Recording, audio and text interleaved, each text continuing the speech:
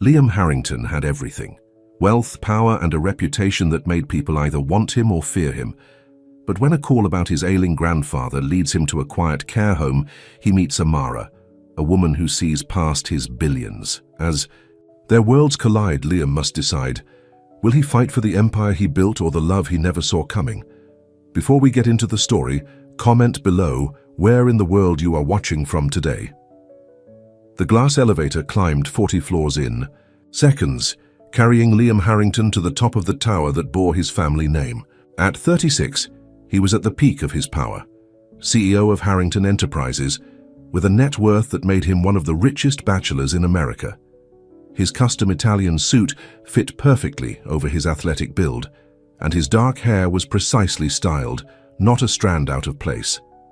"Mr. Harrington, the board is waiting," his assistant said as soon as he stepped into the hallway. Liam barely nodded, walking briskly toward the conference room. People scrambled out of his way. That's how it had always been. People either wanted something from him or feared him. After years of false friendships and gold-digging relationships, he preferred the fear. The meeting went as expected. Another company acquired, another 100 million added to the Harrington empire. The board members smiled and nodded, but Liam knew they were just yes men who cared only about their year-end bonuses. "Great job, Liam," Victoria Chambers said afterward, her hand lingering on his arm a bit too long. She was the newest board member, beautiful and ambitious. "We should celebrate. Dinner tonight?" Liam looked at her perfectly manicured nails against his suit jacket and forced a polite smile. "Can't tonight, prior commitment." It was a lie, but one he'd gotten used to telling. He'd seen that look in women's eyes too many times, the calculation, the assessment of his worth, his wealth, his power. Never him. "Another time then," Victoria said, her smile unfazed. His office offered a panoramic view of the city, but Liam barely noticed it anymore. He sat at his desk, going through reports and emails until his phone rang, not his business line, his personal cell. "Mr. Harrington, this is Sunset Grove Care Home. I'm calling about your grandfather, Henry Harrington." Liam's fingers tensed around the phone. "What's happened?" "Nothing serious, sir. But the doctor has adjusted his medication, and we thought you should know. Also, he's been asking for you." Guilt washed over Liam. He hadn't visited in over a month. His grandfather was the only person who had ever truly loved him, not his money. And now the old man was tucked away in a care home, while Liam built an empire that meant nothing to either of them. "I'll come by tomorrow," Liam said. "That would be wonderful. Your grandfather will be thrilled." After hanging up, Liam stared at his calendar. Meetings back to back for weeks. He opened a drawer and pulled out an old photo, himself at 10 years, old, sitting on a dock with his grandfather, fishing rods in hand. Both smiling. That was before his parents died, before the family business consumed his life, before he learned how cold the world really was. He made a decision and called his assistant. "Clear my schedule for tomorrow afternoon." The next day, Liam drove himself to Sunset Grove, his sleek black Aston Martin looking out of place among the modest vehicles in the parking lot. The care home was expensive. He made sure his grandfather had the best, but it still felt like a betrayal to leave him here. At the reception desk, a middle-aged woman with kind eyes looked up. "Mr. Harrington, we weren't expecting you so early. Is that a problem?" His tone was sharper than intended. "Not at all," she said, unfazed by his curtness. "Your grandfather is in the garden with Amara." "Amara?" "One of our care assistants. She's been wonderful with your grandfather." Liam followed the path to the garden, slowing when he heard laughter. His grandfather's laughter. He hadn't heard that sound in years. The garden was well maintained, with flowering shrubs and benches placed in the shade of old oak trees. And there, walking slowly along a stone path, was his grandfather. Henry Harrington had once been a tall, imposing man. Now at 82 he was slightly stooped, his movements careful. But he was smiling. Beside him walked a young woman in simple blue scrubs, her hand gently supporting his elbow. She had warm brown skin and curly black hair pulled back in a practical ponytail. She wasn't conventionally beautiful in the way of the women who usually surrounded Liam, but there was something about her smile that made him stop and stare. "And then I told the bank manager, Sir, I may be old, but I'm not senile enough to think that's a fair interest rate. Henry finished a story, and the young woman, Amara, laughed with genuine delight. You really said that, Mr. Henry? You're too much. When you've lived as long as I have, you earn the right to speak your mind, Henry replied, then looked up and saw Liam. His face brightened even more. Liam, my boy! Amara looked up, her smile fading slightly as her eyes met Liam's. There was no recognition there, no awareness of who he was beyond a visitor for her patient. It was a novel experience for Liam, who was used to being instantly recognized. Grandpa, Liam said, approaching and embracing the old man gently. You came, Henry said, patting his back. I was just telling Amara about the time you and I caught that monster bass at Lake Whitney. You've been holding out on me, Mr. Henry, Amara said with a warm smile. You never mentioned your grandson was a fisherman. Was, Liam corrected. I haven't been fishing in years. That's a shame, she said, and there was no artifice in her voice, just simple honesty. Mr. Henry talks about those fishing trips like they were the best days of his life. Liam felt another pang of guilt. They were good days.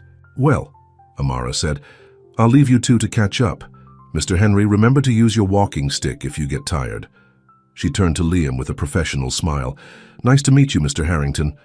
As she walked away, Liam found himself watching her. She moved with purpose, stopping to check on an elderly woman in a wheelchair, her face lighting up as she knelt to speak to her at eye level. She's something special, isn't she? Henry said, following Liam's gaze. The care assistant, I suppose she seems competent. Henry chuckled. Competent? Amara Johnson is the only person in this place who treats me like a human being instead of a job duty. She brings me books, remembers how I like my coffee, and listens to my old stories like they're actually interesting. Liam guided his grandfather to a bench under a large oak tree. I should come more often. Yes, you should, Henry agreed without accusation. But I understand you're busy running the company. The company that you built, Liam reminded him. Henry waved his hand dismissively. I built it to secure our family's future, not to replace our family. Your grandmother would be heartbroken to see how you've closed yourself off. Liam winced. His grandmother had died when he was a teenager, and her loss had been devastating for both him and his grandfather. I'm not closed off. I'm focused. On. What, making more money? You already have more than you could spend in 2 lifetimes. Before Liam could respond, his phone rang. He glanced at it. His CFO. I need to take this. Henry sighed. Of course you do. Liam stepped away, handling a minor crisis that could have waited. When he returned, his grandfather was deep in conversation with Amara again. She had brought him a cup of tea and was showing him something on a tablet. Look at this, Liam, Henry called. Amara's showing me pictures of her community garden project.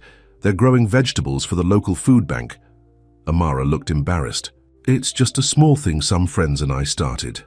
She's being modest, Henry said proudly, as if her accomplishments were his to boast about. She works here full-time, volunteers at that garden, and she's taking classes to become a nurse. That's impressive, Liam said, surprised at the sincerity in his own voice. Amara shrugged. Just trying to make a difference where I can. She checked her watch. I should get back to work. Your grandfather has physical therapy in half an hour, Mr. Harrington. Liam, he corrected automatically. She nodded with a polite smile that didn't reach her eyes. Liam.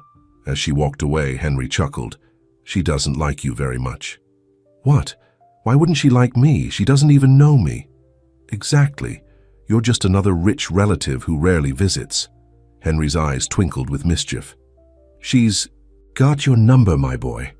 That's ridiculous, Liam muttered, but he found himself glancing in the direction she had gone. They spent another hour together, Henry sharing stories about his fellow residents and the daily routine at Sunset Grove.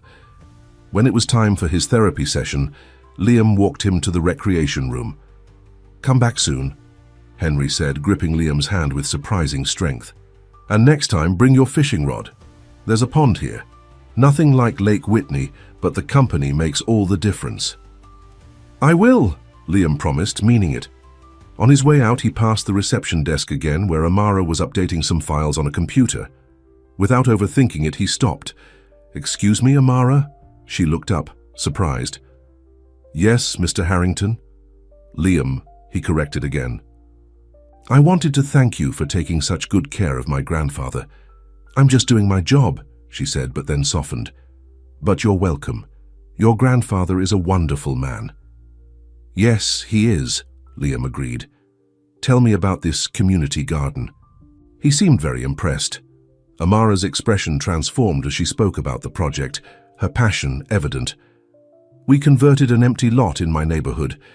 It's not much yet, but we've got tomatoes, peppers, and herbs growing. The plan is to provide fresh produce to families who can't afford it." "That's admirable," Liam said. "Do you need funding?" Her smile faded slightly. "We're doing fine, thanks. It's a community effort. Money helps, but hands in the dirt matter more."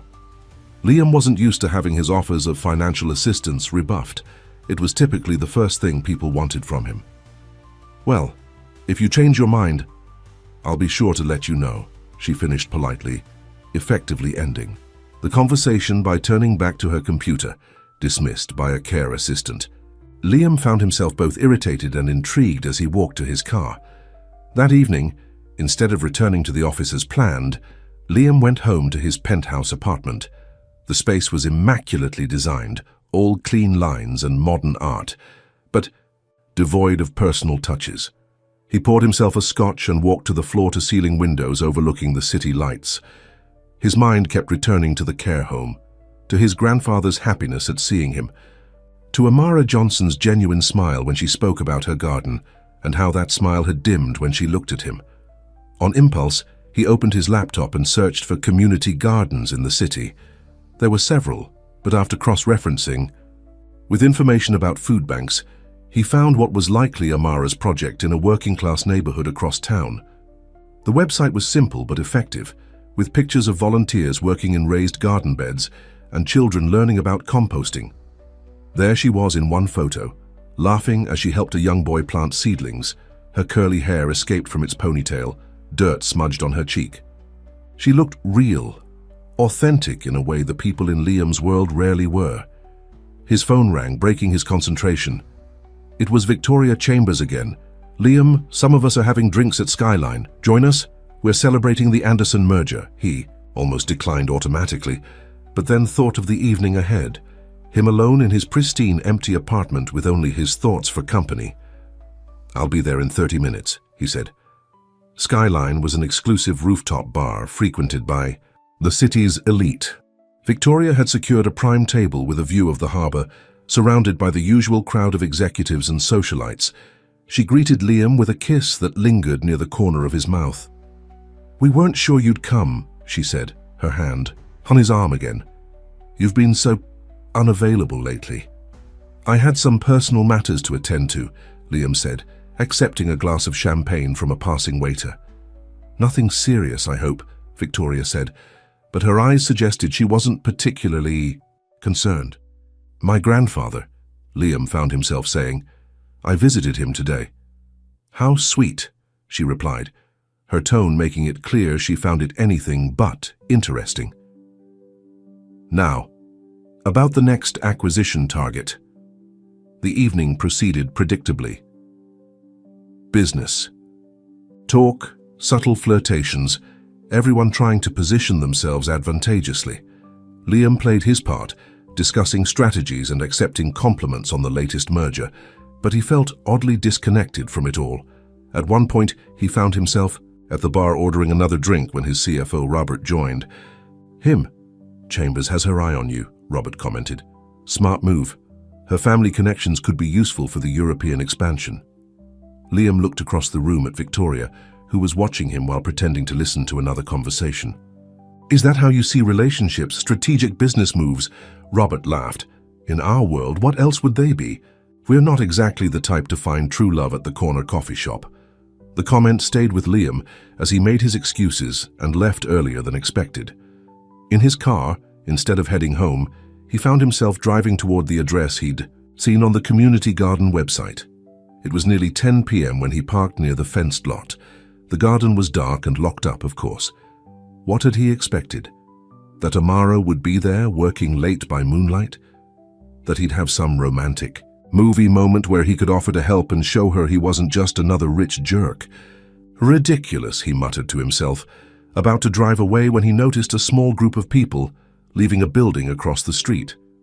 Even in the dim streetlight, he recognized Amara's silhouette. She was laughing with a middle-aged woman and a young man. They hugged before parting ways, Amara heading toward a modest sedan parked further down the block. Liam slumped in his seat, feeling foolish. This wasn't his world.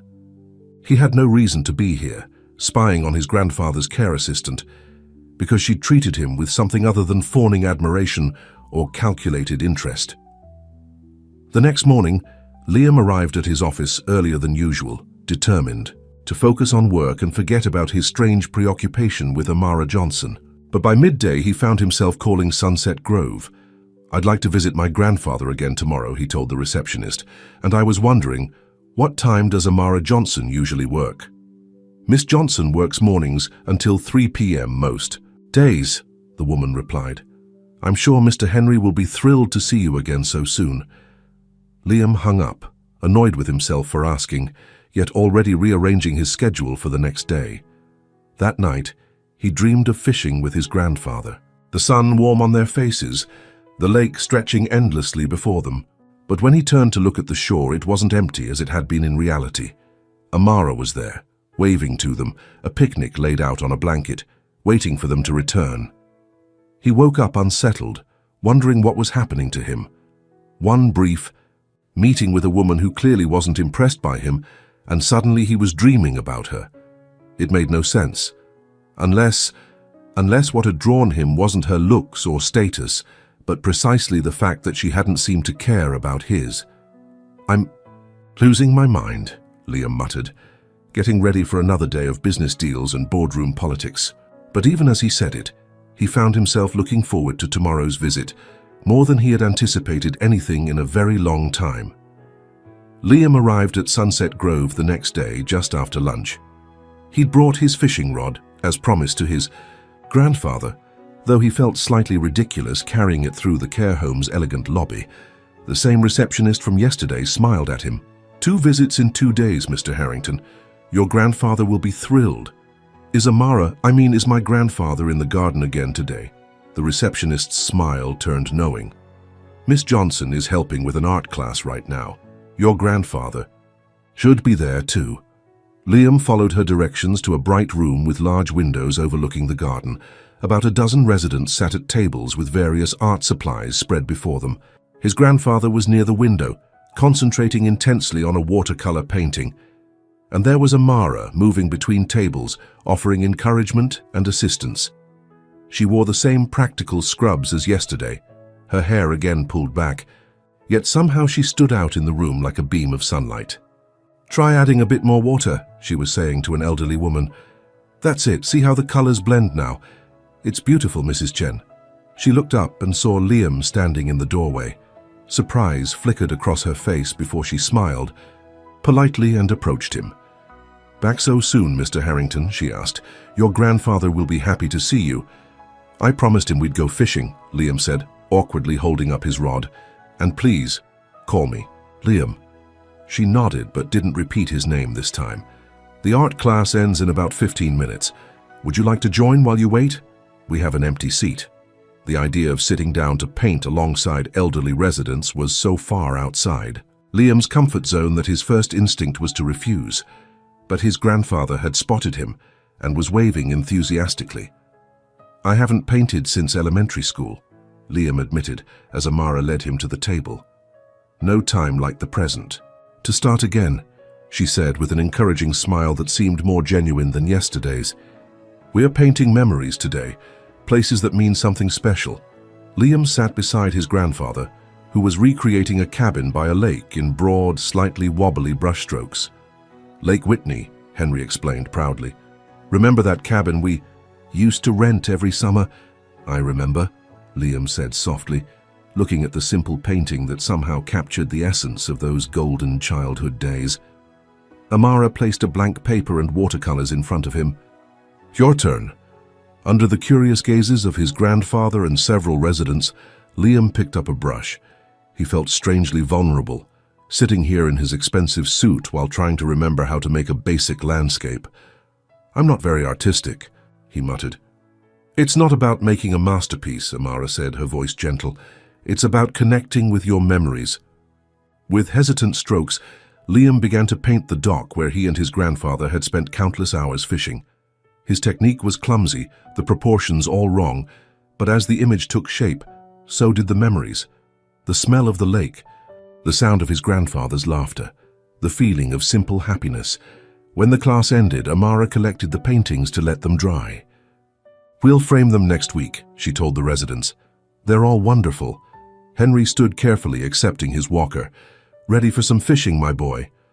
"Absolutely," Liam said, surprised to realize he was actually looking forward to it. As they prepared to leave the art room, Liam found himself turning to Amara. "Would you like to join us? If you're not too busy, that is." The invitation surprised even himself. Amara looked equally surprised. "That's thoughtful, but I have other residents to attend to," she said.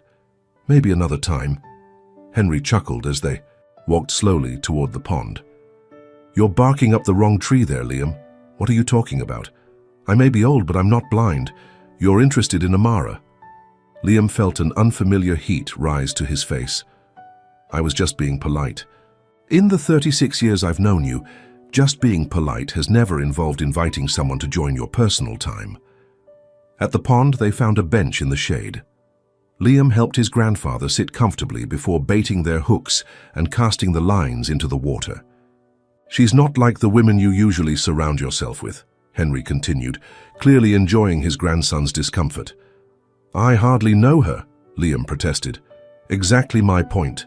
The ones you date, do you ever really know them? Or do they just fit a certain mold? Beautiful, sophisticated, connected to the right people?" Liam didn't answer, watching his line bob in the water. His grandfather was right, of course. His relationships had always been superficial, more about social standing than genuine connection. "You know," Henry said after a comfortable silence, "your grandmother was a waitress when I met her." Liam looked up in surprise. "What? I thought—" "Grandma was from a banking family," Henry laughed. "That's the story your mother preferred. The truth is, I stopped at a diner after a business meeting went bad. Ruth served me coffee and apple pie and told me to stop looking like the world had ended. By the time I finished that pie, I knew she was special. Why haven't you ever told me this? Your parents had certain ideas about our family's image. After they died, it didn't seem important to correct the story." Henry's eyes grew distant with memory. "Ruth never cared about the business or the money. She cared about people, like Amara does." They fished in silence for a while, neither catching anything but both enjoying the peaceful moment. Eventually, Henry's energy began to wane, and Liam helped him back to his room. "Will you come again tomorrow?" Henry asked hopefully. "I have meetings in the morning, but I'll come in the afternoon," Liam promised. As he was leaving, he passed the garden where Amara was helping an elderly man with a walking exercise. "Leaving already?" she asked when she saw him. "Grandpa got tired. But we had a good time at the pond." "Did you catch anything?" "Just memories," Liam said, surprising himself with the sentiment. Amara smiled, a real smile that reached her eyes. "Those are the best kind. I wanted to ask you," Liam began, but was interrupted by his phone buzzing. "Victoria Chambers." He silenced it. "Sorry about that." "Important business?" Amara asked, her expression closing slightly. "Nothing that can't wait." Liam put the phone away. "I noticed your community garden project could use some proper irrigation. I'd like to help." Her eyebrows rose. "Did you research me, Mr. Harrington?" The use of his formal name again wasn't lost on him. "I was curious about the project my grandfather mentioned, and you immediately thought of throwing money at it," she said, not unkindly but with a directness that few people ever used with him. "Not just money," Liam said. "I'd like to help, personally." Now she looked genuinely surprised. "You want to work in a community garden? Is that so hard to believe? Honestly?" "Yes." She gestured at his perfectly tailored suit. "You don't strike me as someone who enjoys getting his hands dirty." "Maybe there's more to me than you think," Liam said, holding her gaze. A flicker of something, interest perhaps, crossed her face before she shook her head. "The garden workday is Saturday morning, 8 to noon. If you're serious, you can come, but leave your checkbook at home. Before he could respond, she was called away by another staff member. Liam watched her go, already mentally rearranging his Saturday schedule. The rest of the week passed in a blur of meetings and contracts. Liam visited his grandfather daily, always timing his visits during Amara's shifts. Each day he learned a little more about her, that she lived with her younger sister, that she sang in a community choir, that she had a weakness for chocolate, chip cookies that the care home's kitchen staff made special for her. Henry watched these interactions with amused interest, often finding excuses to leave them alone together. Amara, would you mind showing Liam the new library books while I rest my eyes for a minute? On Friday afternoon, Liam arrived to find his grandfather in bed with a slight fever. Nothing serious, the nurse assured him. Just a touch of a cold. We're monitoring him closely. Liam sat with Henry, who drifted in and out of sleep. After an hour, Amara appeared at the door with a tray. I brought his favorite tea, she said softly. How is he doing? The same. They say not to worry, but it's normal to worry about people we love, Amara said, placing a gentle hand on his shoulder. The simple touch of comfort was so unexpected that Liam found himself at a loss for words. Thank you for being here for him, she continued. It means more than you know. I should have been here more all along, Liam admitted. I've been so focused on running the company. You're here now, Amara said. That's what matters. As she turned to leave, Liam spoke up. I'll see you tomorrow, at the garden. She paused at the door. 8 a.m. sharp. Wear clothes you don't mind getting dirty. For the first time, she gave him a teasing smile. If such things exist in your wardrobe. Saturday morning found Liam standing awkwardly at the entrance to the community garden, wearing the most casual clothes he owned. Dark jeans that still looked expensive, and a simple button-down shirt with the sleeves rolled up. He'd even stopped for coffee on the way, picking up an extra cup with the vague hope of earning brownie points. The garden was already bustling with activity. Children ran between raised beds, adults were turning soil and planting seedlings, and a group of teenagers was constructing what looked like a new compost bin. Liam didn't see Amara at first and wondered if she'd worked the night shift and wouldn't be coming. Then he heard her laugh, that same warm, genuine sound that had first caught his attention at Sunset Grove. She emerged from a small shed carrying trays of seedlings, wearing faded jeans with holes at the knees, a loose t-shirt, and a bandana. Holding back her curls, she spotted him and did a double take, clearly surprised he had actually shown up. Making her way over, she balanced the trays against her hip. You came, she said, sounding impressed despite herself. I said I would. He held out the coffee. I brought this for you. Thanks. She shifted the trays to accept the cup. How's your grandfather today? Better. His fever broke overnight. Liam took one of the trays from her. Where do these go? Amara led him to an empty, raised bed. These are tomato seedlings. They need to be planted about 12 inches apart. She demonstrated the technique, digging. A small hole, gently placing the seedling inside, covering the roots with soil and watering it carefully. Liam watched attentively before trying himself. His first attempt was clumsy, the plant listing to one side. Not bad for a first try, Amara said encouragingly. Maybe focus less on keeping your genes clean and more on supporting the plant's roots. These genes are already a lost cause, Liam said, noticing the dirt smudges on his knees. Strangely, he didn't mind. They worked side by side, planting all the tomato seedlings. Liam's technique improved with each one, and he found himself enjoying the simple, purposeful work. Around them, the garden buzzed with community energy, people of all ages working together, sharing tools and advice, laughing and chatting. How did all this get started? Liam asked as they moved on to pepper plants. 3 years ago, this was just an empty lot collecting trash, Amara explained. My sister Maya and I grew up 2 blocks from here, and we always talked about how the neighborhood needed more green space. When the city offered community garden grants, we applied. You built all this in 3 years. With a lot of help, she said, gesturing around. Everyone here volunteers their time. The food we grow goes to local families and the food bank. Last year, we produced almost 2,000 pounds of fresh vegetables. That's impressive, Liam said sincerely. It's not running a billion-dollar corporation, Amara said with a shrug, but it feeds people. Liam looked around at the thriving garden. This might be more important than what I do. Amara studied him curiously. You really mean that, don't you? Before he could respond, they were interrupted by a teenage girl. Amara, we need help with the irrigation system. It's leaking again. I'll be right there, Amara said, then turned back to Liam. Duty calls? Can you finish these peppers? I think I can handle it, he said with more confidence than he felt. For the next 2 hours, Liam worked steadily, planting peppers, then helping a group of children with a strawberry patch. His shirt was dirty, his hands were caked with soil, and he had a sunburn developing on the back of his neck, but he felt more satisfied than he had after closing billion-dollar deals. When lunch break was called, everyone gathered around a long table set up under a tree. People had brought dishes to share, homemade salads, sandwiches, cookies, and pitchers of lemonade. Liam felt awkward, having brought nothing, but Amara handed him a plate.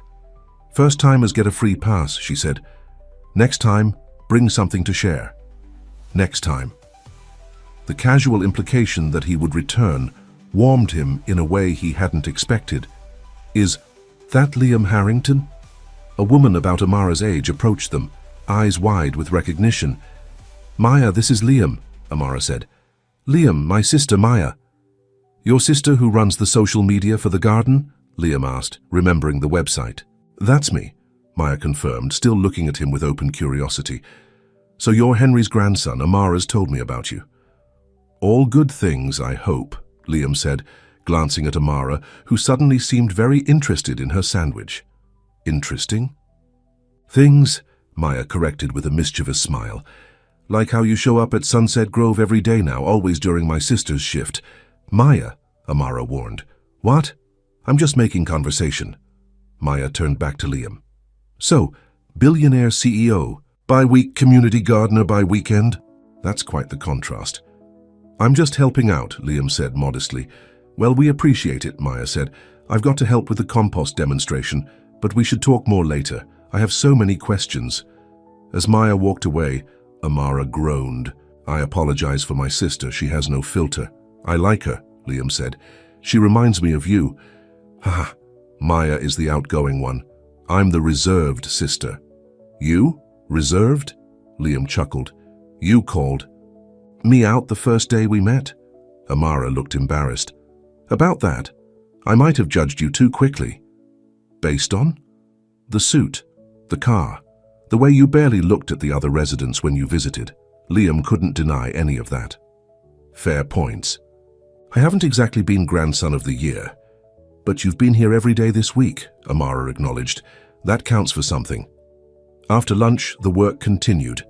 Liam helped build a trellis for climbing beans, taking direction from a retired carpenter who seemed unimpressed by Liam's status but appreciative of his willingness to learn. By the end of the day, Liam was exhausted but strangely energized. As people began to pack up, he helped Amara store tools in the shed. Will your grandfather be expecting you today? She asked. I told him I'd come by this evening, Liam said. But I have time if you need more help here. Amara hesitated. Actually, I was heading to visit him too. I sometimes stop by on my days off to bring him books. We could go together if you want. The idea of spending more time with Amara, even at Sunset Grove, was appealing. I'd like that. Great. Let me just clean up a bit first. I can't show up looking like this. While Amara went to wash up, Maya cornered Liam by the garden gate. So, what are your intentions with my sister? She asked without preamble. Excuse me? You've been visiting your grandfather every day during Amara's shifts for a week, and now you show up here on a Saturday when you could be on a yacht or whatever billionaires do on weekends. I wanted to help with the garden, Liam said, trying to sound casual. Maya gave him a skeptical look. Right, and it has nothing to do with the fact that you're interested in Amara. Is it that obvious? Only to everyone with eyes, Maya said with a laugh. Look, Amara is the best person I know. She works too hard, cares too much, and never puts herself first. If you're just looking for a challenge because she didn't swoon at your fancy car. It's not like that, Liam interrupted, surprised by his own sincerity. She's different. Different how? Liam thought about it. She sees people, really sees them. Not their status or what they can offer her, but who they are. She saw my grandfather as a person with stories and value, not just another elderly patient. And she looked at me like I was just another visitor, not Liam Harrington, CEO. Maya's expression softened. That's Amara. But be careful with her heart, okay? She doesn't let many people in. Before Liam could respond, Amara returned, her face freshly washed and her curls tamed somewhat. Ready to go? She asked. The drive to Sunset Grove was comfortable, with Amara sharing stories about the garden's early days and the challenges they'd overcome. When they arrived, they found Henry in the common room, playing chess with another resident. Liam, and Amara too. Henry's face lit up. What a wonderful surprise. We brought you something, Amara said, producing a paper bag. Inside was a still warm loaf of zucchini bread. Made with the first zucchini from the garden, Henry took the bread with genuine delight. You two are spoiling an old man. As they sat together, Henry beaming at both of them, Liam found himself watching Amara. The way she listened attentively to his grandfather's stories, her gentle laugh, the kindness in her eyes, all of it drew him in more powerfully than any attraction he'd ever felt before. And for the first time in years, Liam Harrington, who could buy almost anything in the world, found himself wanting something that money couldn't purchase: Amara Johnson's heart.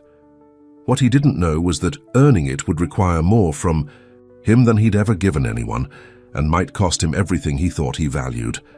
Over the next few weeks, Liam established a new routine.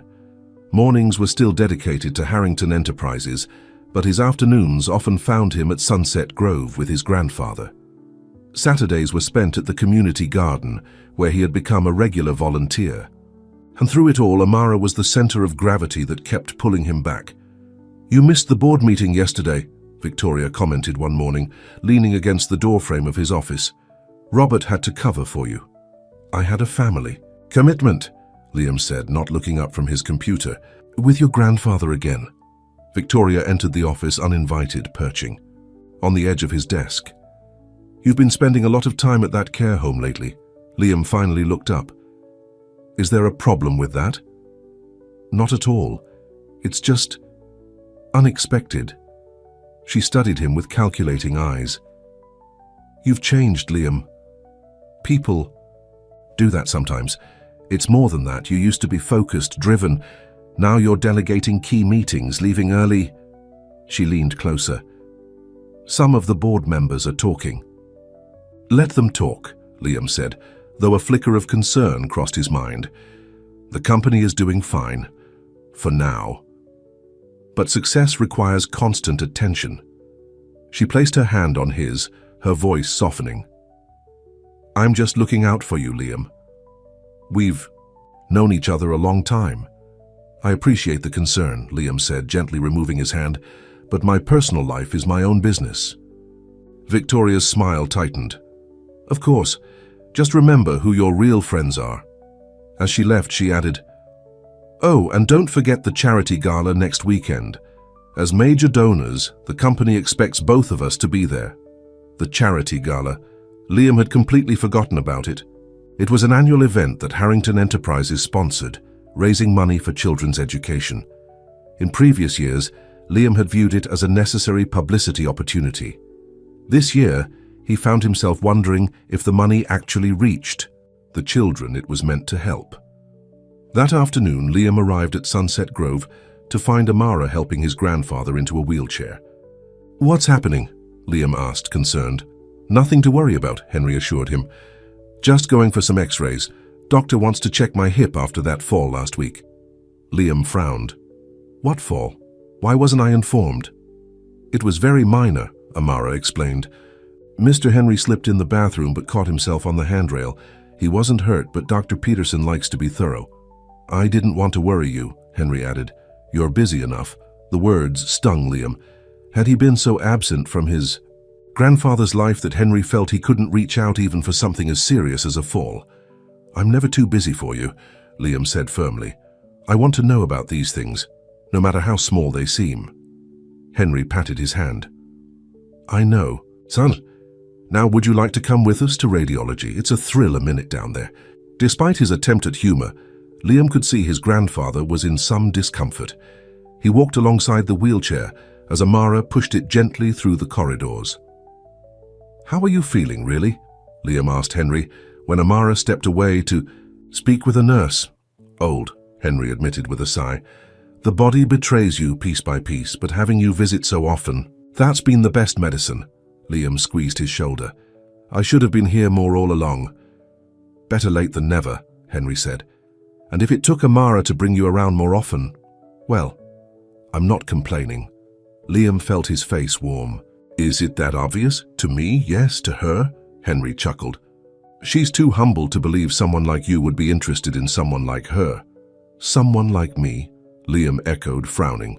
Rich, powerful, surrounded by beautiful socialites. Henry shrugged. You have to admit, you two come from different worlds. Before Liam could respond, Amara returned. They're ready for you, Mr. Henry. It should only take about 30 minutes. I'll be here waiting, Liam promised. As the radiology technician wheeled Henry away, Liam and Amara were left alone in the waiting area. So, Liam began, my company sponsors an annual charity gala next weekend. It raises money for children's education programs. That sounds worthwhile, Amara said. I was wondering if you'd like to attend with me. Amara looked startled. A gala? I don't exactly have gala-appropriate clothes in my closet. That's not a problem. I could... Buy me something? She finished, her expression cooling. No, thank you. Liam realized his mistake immediately. That's not what I meant. I just... Liam, Amara interrupted gently. What are we doing here? What do you mean? This. She gestured between them. You visiting every day, volunteering at the garden, now inviting me to fancy events. Where is this going? The direct question caught him off guard. In his world, people rarely spoke so plainly about intentions. I enjoy spending time with you, he said carefully. And I enjoy your company too, Amara admitted, but we come from completely different worlds. You run a multinational corporation. I work at a care home and volunteer at a community garden. Why does that matter? Because it does, she said simply. Your world is full of people like that woman. Who called you twice during our last lunch together? Who was she? Victoria, she's just a board member who calls you on weekends and whose name makes you frown when it appears on your phone. Liam hadn't realized Amara had. Notice that? It's complicated, and that's my point, Amara said. Your life is complicated in ways mine isn't. You move in circles I've never even seen. That doesn't mean we can't... What? Date? And then what? You'd get tired of slumming it with the care assistant. Or worse, you'd try to change me to fit into your world. I would never do that, Liam protested. Amara's expression softened. Maybe not intentionally, but it's hard to bridge worlds that different. Before Liam could argue further, the doors opened and Henry was wheeled back out. All done, Henry announced. And I only complained a little bit. He was a model patient, the technician confirmed with a smile. The conversation with Amara remained unfinished as they returned Henry to his room. Liam stayed for dinner, the three of them eating together in Henry's room, talking about everything except the question that hung between Liam and Amara. When it was time to leave, Liam walked Amara to her car. About the gala, he said. Forget. I mentioned it, but I'd still like to see you outside of Sunset Grove in the garden sometime. Just dinner, maybe. Nothing fancy. Amara hesitated, then smiled slightly. I get off at 3 on Thursday. There's a little cafe near the garden that makes great sandwiches. Thursday at 3, Liam confirmed, trying not to sound too eager. I'll be there. That night, Liam found himself unable to sleep, Amara's words playing in his mind. Did she really think he was just slumming it? That he'd try to change her? The thought bothered him deeply. The next morning, Robert, his CFO, was waiting in his office with a concerned expression. We need to talk about the European expansion, Robert said without preamble. The board is getting nervous about your level of engagement. I've reviewed all the proposals, Liam said defensively. Reviewing isn't leading, Robert countered. Victoria brought some concerns to me yesterday. Of course she did, Liam thought. What concerns exactly? That you're distracted, That your priorities have shifted. Robert hesitated. There's talk about whether you're still the right person to lead this company. Liam felt a flash of anger. I built this company into what it is today. Your grandfather built it, Robert corrected. You expanded it. And now some are wondering if you're still hungry enough to keep it growing. The implied threat wasn't subtle. The board could move to replace him if they lost confidence in his leadership. I have a personal life now, Liam said. That doesn't mean I'm any less committed to Harrington Enterprises. Then prove it, Robert said. The European expansion needs your full attention, and so does the charity gala. Victoria mentioned you haven't even confirmed your attendance yet. I'll be there, Liam assured him. Now, if that's all. After Robert left, Liam sat back in his chair, a heaviness settling in his chest. For the first time in his career, his position felt threatened, and for the first time, he wasn't sure if he cared as much as he should. Thursday afternoon came. Quickly, Liam left the office early, changing from his suit into more casual clothes, jeans and a simple button-down shirt, before heading to the cafe near the garden. He spotted Amara already seated at an outdoor table, wearing a sundress. That was a departure from her usual scrubs or gardening clothes. Her curly hair was loose around her shoulders, and she was reading a book, so absorbed that she didn't notice him approaching. Is this seat taken? Liam asked. Amara looked up, a warm smile spreading across her face. I was saving it for a billionaire. Saito, but I suppose you'll do. Liam laughed, feeling lighter than he had all week as he sat across from her. What are you reading? She showed him the cover, a novel about a community coming together to save a local landmark. Maya says I have predictable taste in books, always about people making a difference in their communities. There are worse themes to enjoy, Liam said. They ordered sandwiches and iced tea, the conversation flowing easily as Amara told him about her day at Sunset Grove and the new resident who had moved in. Mr. Collins is a retired music teacher, she explained. He brought his violin and played for everyone in the common room today. Your grandfather loved it. How is he doing? Liam asked. After the x-rays, I mean. The results came back clear, but Dr. Peterson wants him to use a walker for a while just to be safe. Amara tilted her head. You seem stressed today. Everything okay? Liam hesitated, then decided on honesty. The board is questioning my commitment to the company. Apparently, having a personal life makes me less dedicated in their eyes. That seems unfair, Amara said. Everyone deserves a life outside of work. Not everyone has billions of dollars resting on their decisions, Liam said, then immediately regretted how it sounded. I'm sorry, that came out wrong. To his surprise, Amara laughed. No, you're right. I can't pretend to understand the pressure you're under. If I make a mistake at work, a resident might get the wrong pudding flavor. If you make a mistake, people lose jobs, stock prices fall, the economy suffers, Liam finished grimly. At least that's what the board would have me believe. Is that why you've been so driven all these years? Because you feel that responsibility? No one had ever asked him that before. Partly, Liam admitted, and partly because I didn't have anything else. After my parents died, the company became everything. My identity, my purpose. And now I'm not so sure anymore. Liam met her eyes. Meeting you, spending time with my grandfather, volunteering at the garden, it's shown me there's more to life than quarterly reports and stock options. Amara's expression softened. That's not a bad realization to have. Try telling that to Victoria and the board. Ah, Victoria. Amara's smile turned knowing. Just a board member who calls on weekends. She's ambitious, Liam explained. And she's made it clear she sees a potential power couple in our future. And you don't? I used to think it made sense, Liam admitted. Two people with similar goals, similar backgrounds, complementary business connections. A merger more than a marriage, Amara observed. Exactly. Liam leaned forward. But now, I want something real. Something based on more than mutual advantage. There, eyes met, and for a moment neither spoke. The afternoon sun caught in Amara's curls, giving her an almost ethereal glow. Liam had dated supermodels and socialites, women who spent fortunes on their appearance. but none had ever taken his breath away like Amara did in that simple sundress, with no makeup and a few smudges of paint on her fingers from an art project. "With the residents, Amara!" a voice called, breaking the moment. They both turned to see Maya approaching their table. "I thought that was you." "Maya," Amara greeted her sister, looking slightly embarrassed. "What are you doing here?" "Meeting Javier to discuss the garden's summer festival." Maya looked between them with a barely concealed smile. "But I see you're busy. Don't let me interrupt your coffee date." "It's just lunch," Amara said quickly. "Mm-hmm." Maya's knowing look made Liam bite back a smile. "Well, don't let me interrupt. Nice to see you again, Liam."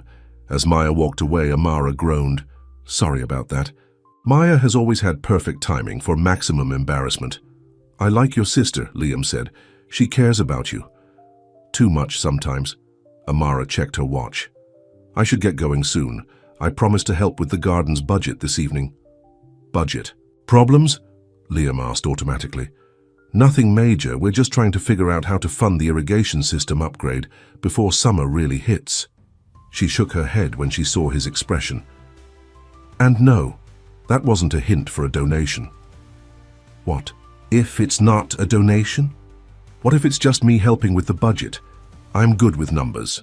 Amara considered this. "I suppose an extra pair of eyes wouldn't hurt, but no blank checks, Liam. The garden succeeds because the community invests not just money, but time and effort." "I understand," Liam said, and he meant it. "I'll bring my calculator, not my checkbook." That evening, Liam found himself in the garden's tiny office, really just a corner of the storage shed fitted with a desk and filing cabinet. Amara, Maya, and Javier, the garden's coordinator, spread out printouts of expenses and income. "Our main issue is the irrigation," Javier explained. "The current system wastes water and isn't reaching all the beds evenly. We've got a quote for a more efficient drip system, but it's about $2,000 over our current budget." Liam reviewed the figures, impressed by how much they accomplished with so little. "What about applying for a matching grant? If the community raises half, a foundation might match it." "We've looked into those," Maya said. "The application process takes months, and we need the system before the summer heat kicks in." "What about a community fundraiser?" Liam suggested. "Something that brings in quick cash but also builds community involvement." "Like what?" Amara asked, curious. Ideas began flowing as they brainstormed together. By the end of the evening, they had a plan for a garden-to-table dinner event. Local restaurants would donate food prepared with garden produce, community members would pay for tickets, and they'd hold an auction for garden-themed gift baskets. "This could work," Javier said excitedly. "And Liam, if you're willing to help, organize the business side, approaching restaurants, handling the finances, that would be a huge help." "I'd be happy to," Liam said, surprised at how energized he felt by the project. After the meeting, Liam walked Amara to her car. "Thank you for letting me help," he said. "You had good ideas," Amara admitted. "And you didn't once try to just write a check, which I appreciate."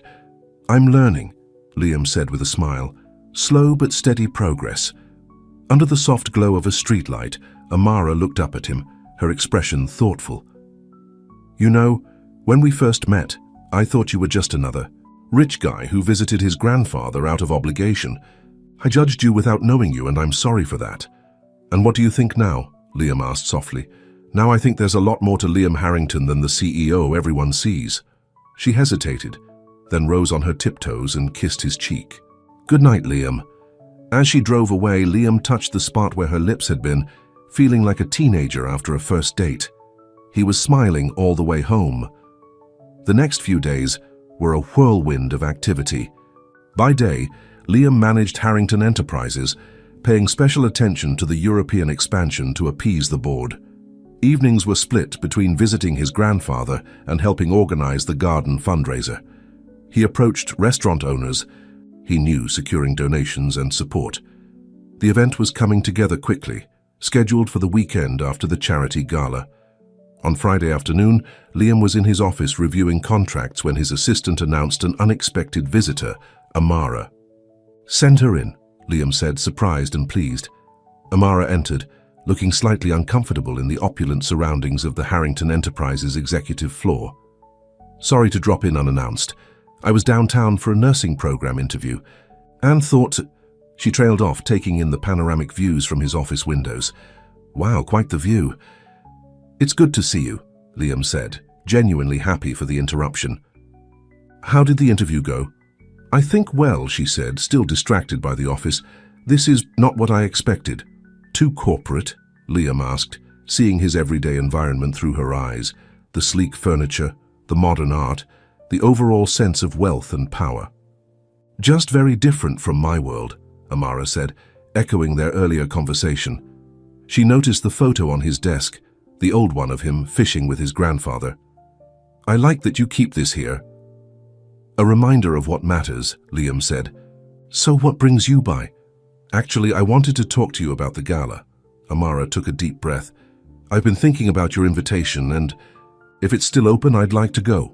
With you." Liam couldn't hide his surprise. "Really? What changed your mind?" "Your grandfather, actually. He told me it's an important event for you, and that supporting children's education is something I believe in too." She smiled shyly. "And maybe I'm a little curious about your world." "I'd be honored if you came," Liam said, his heart beating faster. "But I thought you were worried about not fitting in." "Oh, I'm still worried," Amara admitted with a laugh. "I have no idea what to wear or how to act at something like that, but sometimes you have to step outside your comfort zone, right?" "Right," Liam agreed, thinking of his first day at the garden. "And don't worry about fitting in. You'll be with me." As they were talking, the door opened without a knock and Victoria walked in. She stopped short when she saw Amara. "I'm sorry," she said, not sounding sorry at all. "I didn't realize you had a visitor. Victoria, there's Amara Johnson," Liam introduced them. "Amara, Victoria Chambers, one of our board members."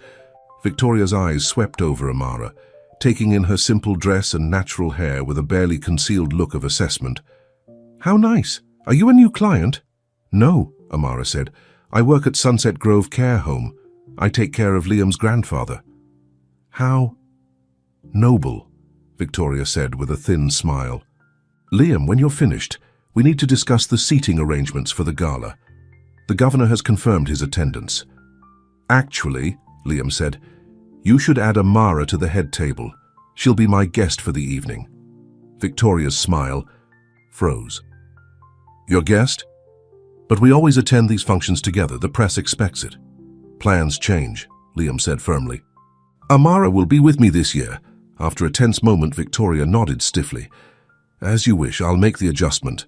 With a final cool look at Amara, she left, closing the door a bit harder than necessary. "That was awkward," Amara said when Victoria was gone. "She clearly wasn't expecting me." "Don't worry about Victoria," Liam said, though he knew there would be fallout to deal with later. "She seemed upset," Amara persisted. "Are you sure this is a good idea? I don't want to cause problems for you." "The only problem would be if you changed your mind," Liam assured her, taking her hand. "I want you there, Amara. The rest doesn't matter." She squeezed his hand, still looking uncertain. "If you're sure." "I am." And in that moment, Liam realized it was true. He wanted Amara by his side, not just at the gala, but in his life. The thought should have terrified him, he who had kept everyone at arm's length for years. But instead it felt right, natural. What he didn't know was that the evening ahead would test that certainty in ways he couldn't imagine, and force him to choose between the world he had built and the woman who was changing his heart. The night of the charity gala arrived with a flurry of activity. Liam had offered to send a car for Amara, but she had insisted on driving herself, saying she wanted the option to leave early if she felt too uncomfortable. Liam waited at the entrance to the Grand Plaza Hotel, checking his watch anxiously. The eye. Red carpet was lined with photographers capturing the arrival of the city's elite. He had already fielded several questions about why he was standing outside rather than mingling inside. "Just waiting for my date," he'd told them with a smile that revealed nothing. When Amara's modest sedan pulled up to the valet station, Liam felt his heart skip. She stepped out tentatively, looking both beautiful and nervous in a simple navy. blue gown that she later told him she had borrowed from a friend. Her curly hair was swept up elegantly, with a few tendrils framing her face. She wore minimal makeup, just enough to enhance her natural beauty. "You look stunning," Liam said, taking her hand. "I feel like an imposter," Amara admitted quietly. Everyone else arrived in limousines. "You're the most genuine person here," Liam assured her. "That's worth more than any limousine." As they walked the red carpet, cameras flashed. Liam could hear the whispers. "Who is she?" "That's not Victoria." "Chambers. Is that his new girlfriend?" Inside, the ballroom was transformed into a glittering wonderland. Crystal chandeliers cast a warm glow over tables, adorned with elaborate floral arrangements. A string quartet played softly in the corner. Waiters circulated with champagne and hors d'oeuvres. "This is extravagant," Amara murmured, taking it all in. "How much did all this cost?" "The event raises over $1 million for children's education," Liam said, hoping to impress her with the charitable goal rather than the opulence. "But how much of that million actually goes to the children after paying for all this?" Amara asked, her directness catching him off guard. It was a question Liam had never considered before. "I don't actually know," he admitted. "I should find out." They were approached by Robert, Liam's CFO, and his wife. "Liam, there you are." Robert's gaze shifted curiously to Amara. "And you must be the mysterious date we've been hearing about." "Amara Johnson," she introduced herself, extending her hand with composure that impressed Liam. "Nice to meet you." "Amara works at Sunset Grove," Liam explained. "She takes care of my grandfather." "How interesting," Robert's wife said with the same tone Victoria had used. "Is this your first gala, dear?" "Yes," Amara said simply. "It's quite an event." "Amara also runs a community garden that provides fresh produce to families in need," Liam added, feeling strangely defensive. "And she's starting nursing school." "Wonderful," Robert said, clearly trying to be polite. "Well, we should circulate. The governor was asking about you, Liam. You might want to stop by his table." As they walked away, Amara gave Liam a look. "You don't have to sell me to your friends, you know." "I'm not selling you. I'm proud of you," Liam said honestly. "And they're colleagues, not friends."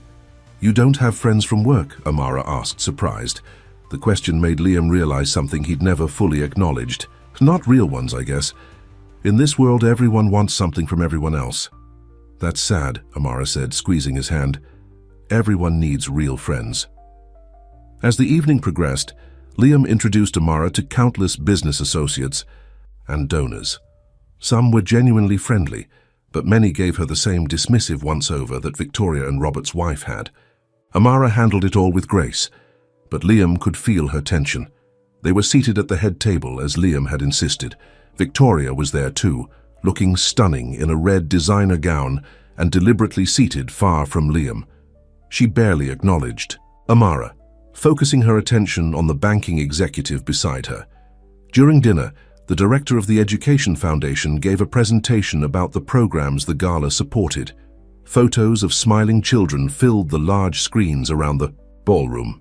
"These are the faces of our future," the director said. "With your generous donations, we're able to provide after-school programs, summer camps, and college scholarships to deserving students from underprivileged backgrounds." Liam glanced at Amara, who was watching intently, her expression thoughtful. "What are you thinking?" he whispered. "I'm wondering if any of these kids come from my neighborhood," she said softly, "because I've never heard of these programs being available there." Again, her perspective made Liam question something he'd always taken for granted.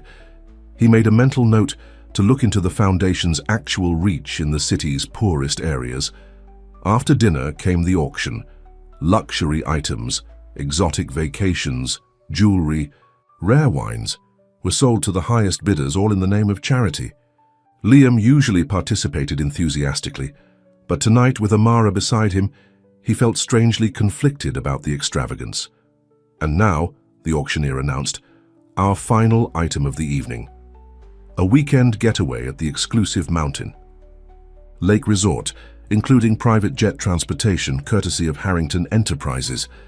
Bidding was fierce, with the package eventually selling for $50,000 to a real estate developer. The crowd applauded as the auctioneer declared the evening a tremendous success, raising over $1.2 million for the foundation. "Time for dancing," Liam said, as the string quartet was replaced by a small orchestra. "Would you honor me?" Amara hesitated. "I'm not much of a ballroom dancer." "Neither am I, honestly," Liam confessed. "I just go through the motions at these things, but I'd like to hold you for a while, if that's okay." Her smile returned. "When you put it that way." On the dance floor, Liam held Amara close, swaying gently to the music. It felt right having her in his arms, more right than anything had felt in years. "Thank you for coming tonight," he murmured into her hair. "I know this isn't your scene." "It's been educational," Amara said diplomatically. Liam laughed softly. "That bad, huh?" "Not bad, just different." She looked up at him. "Everyone is so focused on appearances. The right clothes, the right connections, saying the right things. It's exhausting." "I never noticed before," Liam admitted. "It's just always been my world. And now I see it through your eyes and it looks hollow." He pulled her closer. "You've changed how I see everything, Amara." Their eyes met, and for a moment the crowded ballroom faded away. Liam leaned down slowly, giving her time to pull away if she wanted. Instead, Amara rose on her tiptoes, meeting him halfway. Their lips touched in a soft, tender kiss that sent warmth spreading through Liam's entire body. When they parted, Amara's eyes were wide with emotion. "I wasn't expecting that," she whispered. "I've wanted to do that for weeks," Liam admitted. The moment was interrupted by a tap on Liam's shoulder. He turned to find Victoria standing there, her smile tight. "Sorry to interrupt, but the governor is leaving and wants to speak with you before he goes," she said. "It's important, Liam, about the downtown development project." Liam hesitated, looking at Amara. "Go ahead," Amara said. "I'll get some air on the terrace." Reluctantly, Liam left, her following Victoria across the ballroom. The conversation with the governor took longer than expected, extending into discussions with other business leaders who had been waiting to speak with Liam. By the time he extricated himself, nearly 30 minutes had passed. He hurried to the terrace, but Amara wasn't there. A quick search of the ballroom didn't reveal her either. With growing concern, Liam checked his phone and found a text message. "Had to leave. Not feeling well. Enjoyed meeting your friends. Thank you for including me. Amara." The formal tone worried him. He tried calling her, but the call went straight to voicemail. Frustrated, Liam headed for the exit, only to be stopped by Robert. "Leaving. So soon? There are still some investors who want to discuss the European expansion." "It'll have to wait," Liam said firmly. "I need to go." "Your date left, didn't she?" Victoria appeared beside Robert. "I saw her rushing out earlier. She looked upset." Something in Victoria's tone made Liam suspicious. "What did you say to her?" "Me? Nothing," Victoria said innocently. "We just had a little girl talk while you were busy. I was being friendly." "What kind of girl talk?" Liam demanded. Victoria sighed. "Look, I just told her the truth, that these charity events are important networking opportunities for the company, and that your family has certain expectations for who you'll eventually settle down with. I mentioned that you and I have history together, and that the board has always seen us as a natural match." She deserved to know what she was getting into. Fury rose in Liam's chest. "You had no right." "I was doing you a favor," Victoria insisted. "She doesn't belong in this world, Liam. She was wearing a borrowed dress, for God's sake. Everyone was talking about it." "I don't care what anyone was talking about," Liam snapped. "Amara is worth more than everyone in this room combined." He stormed out, leaving Victoria and Robert staring after him. In the parking lot, he realized he had no idea where Amara lived. He'd always met her at Sunset Grove or the garden. Cursing himself for this oversight, he drove to the garden, hoping she might have gone there to clear her head. The garden was locked and dark. Next, he tried Sunset Grove, but the night attendant told him Amara hadn't been there. In desperation, Liam called Maya. "It's nearly midnight," Maya answered groggily. "This better be important." "It's Liam. I need to find Amara. Something happened at the gala and she left without saying goodbye." Maya was immediately alert. "What did you do?" Nothing. At least, I don't think I did anything. We were dancing and we kissed, and then I had to speak with some people, and when I came back she was gone. You kissed her? Maya sounded surprised but pleased. Wait, then why would she leave? Victoria talked to her while I was gone. Victoria is complicated. She said some things about me and her and about Amara not belonging in my world. Maya groaned. Oh, perfect. Let me guess. This Victoria is beautiful, rich, and exactly the kind of woman everyone expects you to be. With? Something like that, Liam admitted. And did you and Victoria ever? No. Well, there was one kiss at a Christmas party years ago, but it meant nothing. Liam ran a hand through his hair in frustration. I just need to talk to Amara. Please, Maya. Maya sighed. She's probably at home. She lives in the apartment above mine, too. You have a pen? Liam scribbled down the address Maya gave him, thanked her and drove across town to a modest apartment building in Amara's neighborhood. It was well after midnight when he knocked on her door. For a long moment, there was no response. Then he heard soft footsteps and Amara's voice. Who is it? It's Liam. Please, Amara, I need to talk to you. The door opened a few inches, revealing Amara in pajamas, her hair loose around her shoulders. She'd been crying. It's very late, she said quietly. I know and I'm sorry, but I couldn't leave things like this. Can I come in? Just for a minute. After a hesitation, Amara opened the door wider. Her apartment was small but cozy, filled with books, plants, and colorful throw pillows. It felt warm and inviting, like Amara herself. Why did you leave? Liam asked without preamble. Amara sat on her small sofa, pulling her knees up to her chest. I didn't belong there, Liam. Your friend Victoria made that very clear. Victoria is not my friend, Liam said firmly. And whatever she told you, she didn't tell me anything I didn't already know, Amara interrupted. She just confirmed it. You and I come from different worlds. Everyone at that gala saw it. The way they looked at me like I was some curiosity you'd brought along. I don't care what they think, Liam insisted, but you should. That's your world, Liam. Those are the people you do business with, the social circles you move in. Amara looked up at him, her eyes sad. Victoria said the board expects you to marry someone like her someday, someone who can be an asset to the company. The board doesn't decide who I love, Liam said, the words slipping out before he could consider. Its implications, Amara's eyes widened. Love? Liam, we barely know each other. I know enough, Liam said, sitting beside her and taking her hand. I know that when I'm with you, I feel more alive than I have in years. I know that you see the real me, not just the CEO or the billionaire. And I know that kissing you tonight felt like coming home. Tears filled Amara's eyes. I feel the same way, she admitted softly. But feelings aren't always enough. What happens when the novelty wears off? When you realize that my world of care homes and community gardens can't compete with galas and boardrooms? What if I told you I don't want that world anymore? Liam asked. At least, not the way it is now. Tonight, watching you question things I've always taken for granted, like how much of that charity money actually reaches children in neighborhoods like yours. It made me realize how disconnected I've become.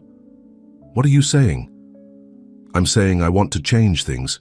Use Harrington. Enterprises to make a real difference, not just write checks for fancy galas.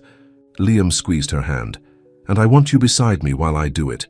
Not because you fit into my world, but because together we can create something better.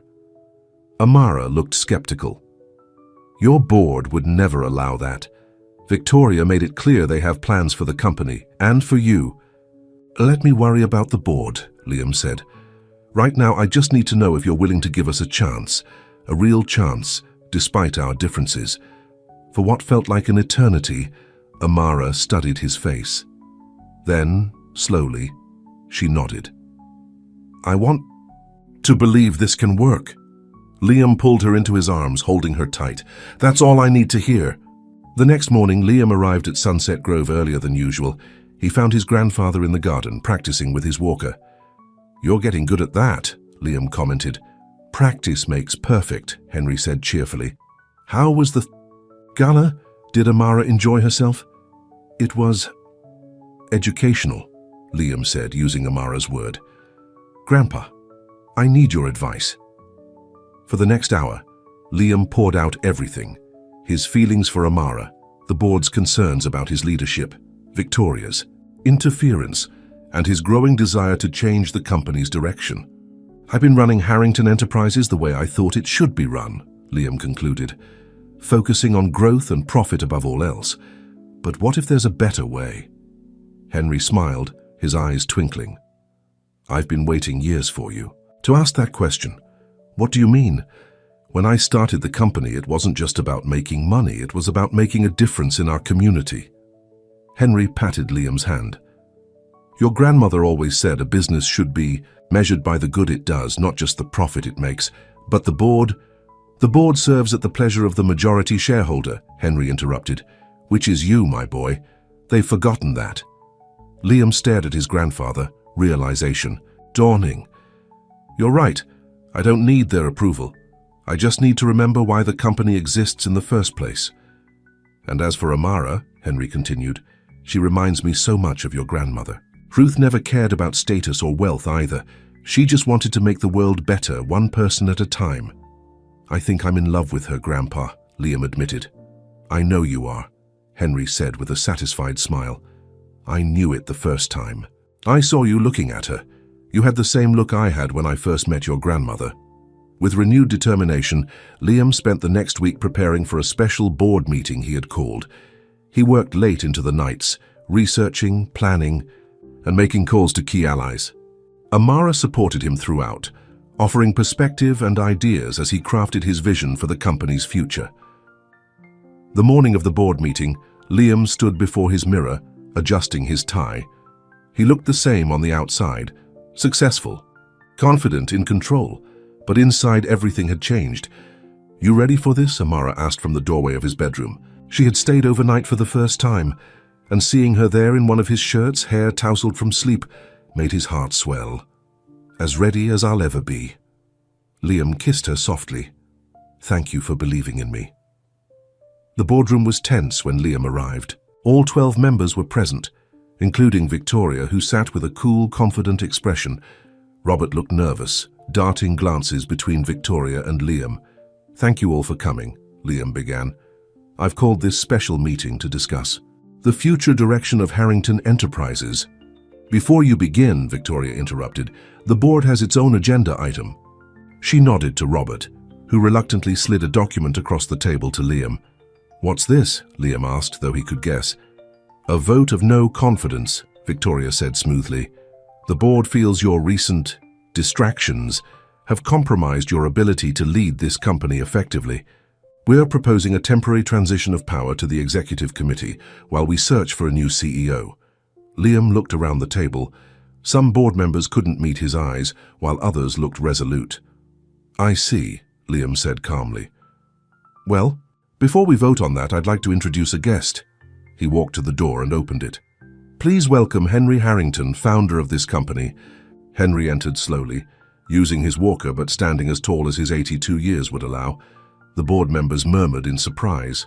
"Henry, it's been too long," one of the older members said, rising to offer his hand. "We didn't expect you today." "I wouldn't miss it," Henry said. "My grandson has some important things to say, and I wanted to be here to support him." Liam returned to the head of the table. "As I was saying, we're here to discuss the future of Harrington Enterprises, but not the way you might think."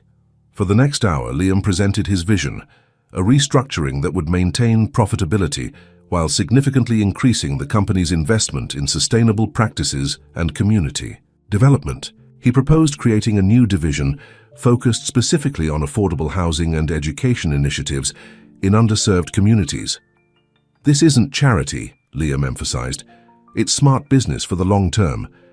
Studies show that companies with strong social responsibility outperform their peers over time." As he spoke, he could see the division in the room. Some board members were intrigued, while others, led by Victoria, remained skeptical. "This is a radical departure from our core mission," Victoria objected when he finished. "And it comes suspiciously, soon after you started dating someone from a very different background. The board has to wonder if your judgment is being influenced by personal factors." "My judgment is being influenced by values," Liam corrected her. values that this company was founded on but has strayed from. Exactly right, Henry spoke up. When I built Harrington Enterprises, it wasn't just to make money, it was to make a difference. Somewhere along the way, that purpose got lost. Victoria wasn't backing down. With all due respect, Henry, the business world has changed since your day. Sentiment doesn't drive shareholder value. Actually, it does, Liam countered, displaying a series of charts. Companies with strong ESG programs consistently outperform the market. But more importantly, it's the right thing to do. Victoria shook her head. This is exactly why we've prepared the no confidence vote. Your priorities have clearly shifted away from what's best for this company. I think it's time to vote, Liam said calmly. Not on your motion, but on mine. As the majority shareholder, I'm exercising my right to reshape the board to align with the company's new direction. The room fell silent. Victoria's confident expression faltered. You can't do that, she said. The bylaws protect the board's independence. Actually, he can, Henry spoke up. I wrote those bylaws myself. The majority shareholder has always had the final say. That's how I wanted it, to ensure the company never lost sight of its values. One by one, Liam asked each board member if they supported his vision for the company's future. Some said yes immediately, seeing the wisdom in his approach. Others hesitated, but ultimately agreed, not wanting to oppose the majority shareholder. Victoria and two of her closest allies refused. Then I thank you for your service, Liam said to the three dissenters. But it's time for Harrington Enterprises to move in a new direction with leadership that shares our values. After the meeting, Henry squeezed Liam's shoulder. Your grandmother would be proud, he said, his eyes misty. And so am I. 2 months later, the Gardens Summer Festival was in full swing. What had started as a small fundraiser for the irrigation system had grown into a community celebration, with food stalls, music, and activities for children. Local businesses had donated goods and services for an auction, and the mayor had even made an appearance. Liam stood by the newly installed irrigation system, watching children run through the sprinklers that had been set up as a special treat on the hot summer day. Amara approached, carrying 2 glasses of homemade lemonade. I just checked on your grandfather, she said, handing him a glass. He's holding court by the tomato plants, telling everyone about how he used to grow prize-winning tomatoes in his younger days. Is he getting tired? I can take him home if he needs to rest. Are you kidding? He's having the time of his life. Maya's got him judging the pie contest next. Liam laughed, putting his arm around her waist. I've been thinking, he said casually. That empty lot next to the garden, the one that's been for sale forever. I bought it yesterday. Amara turned to him in surprise. You did what? Why? For the garden expansion we've been talking about, the educational area, the greenhouse, the community kitchen. It's all possible now. Tears filled Amara's eyes. Liam, I don't know what to say. Say you'll help design it, all of it. Make it exactly what the community needs. He took her hands in his. And say you'll marry me. Amara's eyes widened. What? Liam knelt down right there in the garden, not caring about the dirt staining his jeans. From his pocket he pulled out a simple ring with a small but perfect diamond. Amara Johnson, you've taught me what really matters in life. You've shown me that the richest man isn't the one with the most money, but the one with the most love. Will you marry me? Tears streamed down Amara's face as she nodded. Yes, she whispered. Yes, I will. As Liam slipped the ring on her finger, cheers erupted around them. The garden volunteers, community members, and even Henry, who had somehow made his way over with surprising speed for a man with a walker, all clapped and whistled. I told you she'd say yes, Henry said triumphantly. Just like your grandmother did to me right in that diner all those years ago. Later that evening, as the festival wound down, Liam and Amara sat on a bench beneath the garden's oldest tree. The setting sun cast a golden glow over the thriving plants and happy faces of the community members still lingering. What made you finally decide? Amara asked, leaning against his shoulder. To change the company, to buy the lot, to propose. All of it. Liam thought about it, watching Henry chatting animatedly with Maya and some of the older garden volunteers. I realized that all my life I've been trying to build something that would last, a business empire that would be my legacy. But what good is a legacy if it doesn't make the world better? He turned to face her, taking in her beautiful face, now so dear to him. You showed me that. Real wealth isn't what you have, it's what you give. And love, real love, isn't something you can buy or earn. It's something you share. Amara cupped his face in her hands. For a billionaire CEO, you're pretty wise, she teased, then kissed him softly. As the stars began to appear above them, Liam held the woman he loved in his arms, surrounded by the community that had become his own. For the first time in his life, Liam Harrington felt truly, completely rich, with the one thing his money could never buy, a heart full of love, freely given. The end.